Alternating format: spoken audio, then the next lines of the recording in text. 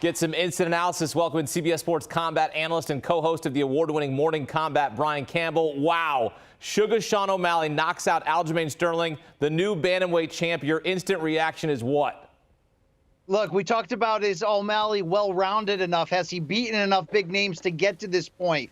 When you show the type of championship poise and precision that O'Malley just showed against arguably the most decorated champion in this deep division's history, it doesn't matter, because one thing that Sean O'Malley has that seems to raise him above his competition is his ability to deliver when the bright lights are the brightest. We saw this in a split decision win over Petr Yan, the former champion, to get to this point. But what we saw was O'Malley raise his game in the moment. You may have seen this fight being won by the second round counter right hand that O'Malley landed as the champion Sterling rushed in and overextended on the jab. But I believe this fight was run in the opening round when the two circled each other. The crowd booed at the inactivity, but what you saw, O'Malley not buying the feints of the champion and forcing Sterling to fight on O'Malley's terms. Job one was keeping his back off the canvas. He did that. O'Malley was never taken down. So when it becomes a chest striking match,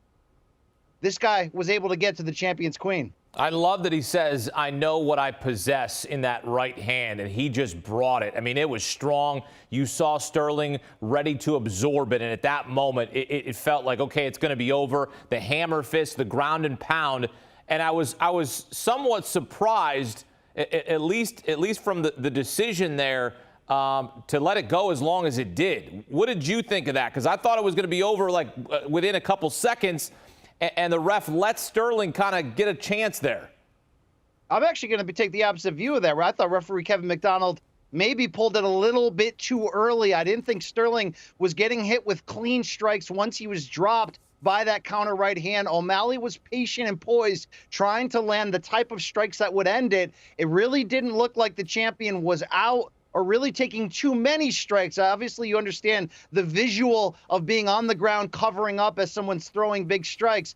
But I felt like the fight could have gone on a little bit longer.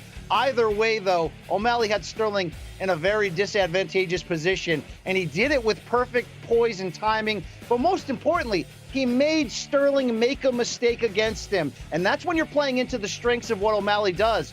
Does not have an overwhelming ground game. But if he can keep his back off the canvas as he did in this fight, and you're forced to strike on his terms, it really comes down to whether you will make the kind of mistake as the great champion Sterling did right there by squaring up, overextending on a lead jab attempt while trying to bring O'Malley in for a clinch and a takedown, in which it only took that one shot to create that opportunity. But debate on the stoppage notwithstanding, the right guy won. And we said coming in, there felt like there was a bit of a comparison here. When Conor McGregor knocked out Jose Aldo to win the title back in 2015 in upset fashion, you had all those critics who said, yeah, he can strike, but what about the rest of his game? Very interesting that O'Malley, who's long credited McGregor as sort of an idol, as a crossover star, that he finished Sterling in a very similar way. It only took that one mistake, and the fight was over. Yeah, Sterling did not object the ref's decision there to stop the fight. I love your analysis of that, because that was why this Sugar Sean O'Malley is so electric when you watch him fight. I mean, I remember the first time he came out, and he didn't have the colored hair and all of the hoopla. And now he's become this superstar, and he has backed it up. And that's what I love, because the fact that, look, he has had a fast rise. Number 2 in bantamweight rankings. He's the champ now, but he was unranked 2 years ago, and now he's the champ. What does it say about the rise for Sugar Sean O'Malley? Yeah, it says that he has championship character, and it hasn't been a journey that hasn't been without some missteps. Let's not forget a 2-year USADA ban for testing positive for a banned substance. Also, he did suffer a defeat against Marlon Chito Vera, where he did not respond well to being injured in an ultimate TKO defeat. But what O'Malley did, even with that minor controversy he had, where he told the UFC, I will not fight ranked fighters unless you pay me the type of money I deserve as a rising star. When given the opportunity, what did O'Malley do? Split decision win over the former champion Yan to get to this point, and then the breakthrough knockout.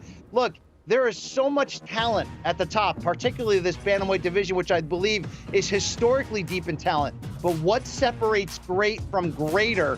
Sometimes it's that poise and intangibles. And say what you will about the hair color of O'Malley, or really about his resume up to this point.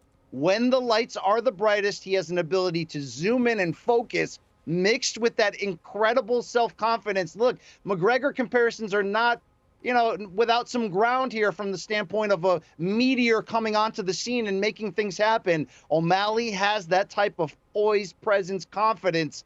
Oh boy, he also has timing and one-punch power that all it took was a frustrated Sterling getting a little bit too aggressive, going for the takedown. And we have a new champion atop this division. And talk about timing. We were ready to fit Sterling for the crown of the greatest bantamweight in history. Not so fast. The Sugar Show begins now. Yeah, our guy on HQ, Danny Brasco, Sportsline MMA analyst, he told you to take Sugar Sean O'Malley. So shouts to him, because we were all over Sean O'Malley in the newsroom. We were excited. Like, Aljamain Sterling's a great fighter, but man, this is exciting to see. He did call out Marlon Chito Vera for a rematch, but I'm questioning here. I'm trying to match make here. What are we doing with Merab Dvalishvili? Are we going to get that next, or are we getting Chito Vera? Well, I think there's a lot of questions about the future of the division in general based on this. Sterling said he was 99% sure coming into this fight he would move up in weight. Now, after this loss, he's not even sure what his future is. But in terms of what's next for the title, if UFC went in the direction of Chito Vera, who's a fan favorite, an action brawler, and scored a somewhat passive and close survive and advance victory over Pedro Munoz on this same night, nobody would be overly upset. Let's not forget, Vera stopped O'Malley, who was injured in that fight, and again, caused some controversy as to people questioning whether O'Malley really had the backbone for this level. You could go in that direction, but you mentioned really the name, and that's Merab Dvalishvili, a teammate of Aljamain Sterling, which was a big part of the reason why Sterling was talking about leaving the division. Right now, Dvalishvili is recovering from a minor injury, but we know the gas tank. We know his ability to bring fights to the ground. Sterling, one of the most accomplished grapplers in this game, he was unable to get O'Malley to the ground.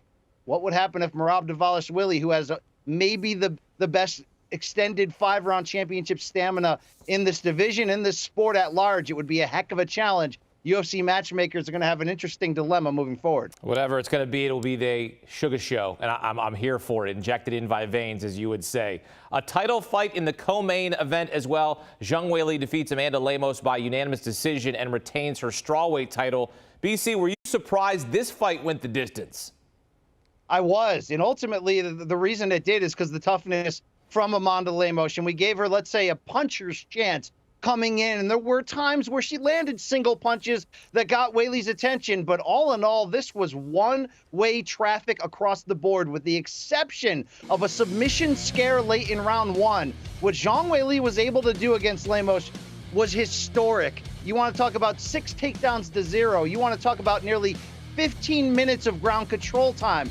Well, how about on the feet? Weili outlanded Lemos 288-21, which set a new UFC female record for the largest strike disparity in a fight. This one going the 5-round distance, like I said, only because Lemos was tough enough. But for the most part, this was one-way traffic for the 30-year-old Zhang Weili, the first Chinese-born UFC champion. And maybe right now this cemented another thing, her claim as female pound-for-pound best. Yeah, she has never lost in the UFC to a fighter not named Rose Namajunas. So she's pretty talented. The champion remains in the strawweight division, Zhang Weili, and always a champion here on HQ, Brian Campbell. Appreciate the breakdown, my friend, as Sugar Sean O'Malley steals the show in Boston and wins the Bantamweight Championship. And they'll have plenty of reaction from UFC 292 on Morning Combat. For all things combat, check out the award-winning Morning Combat with Luke Thomas and Brian Campbell. You can watch the series on YouTube. You can also listen to the podcast on Apple and Spotify.